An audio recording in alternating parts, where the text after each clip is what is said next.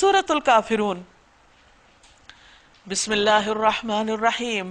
قل یا ایہا الکافرون لا اعبد ما تعبدون ولا انتم عابدون ما اعبد ولا انا عابد ما عبدتم ولا انتم عابدون ما اعبد لکم دینکم ولی دین۔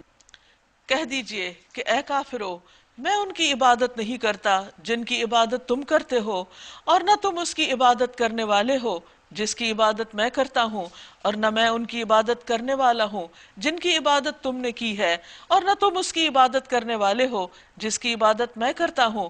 تمہارے لیے تمہارا دین ہے اور میرے لیے میرا دین۔ ہر پیغمبر نے اپنی قوم کو یا قومی کہہ کے پکارا، اے میری قوم۔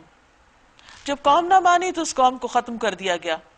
نبی صلی اللہ علیہ وسلم نے بھی اپنی قوم کو بہت خیرخواہی کے ساتھ سمجھایا، لیکن جب قوم نہیں مانی تو آپ کے مخالفین کو مغلوب کر دیا گیا، لیکن اس کے باوجود جو بچ گئے ان کو الگ کر دیا گیا، اور ان پر اتمام حجت کرنے کے بعد، پیغام پوری طرح پہنچا دینے کے بعد، جب وہ اپنے کفر پہ اڑے رہے تو پھر ان کو کافر کہہ کے پکارا گیا کہ اب تمہاری اور ہماری راہیں جدا ہیں، تمہاری عبادت کے طریقے اور ہماری عبادت کے طریقے مختلف ہیں، تمہارا دین اور ہے، ہمارا دین اور ہے۔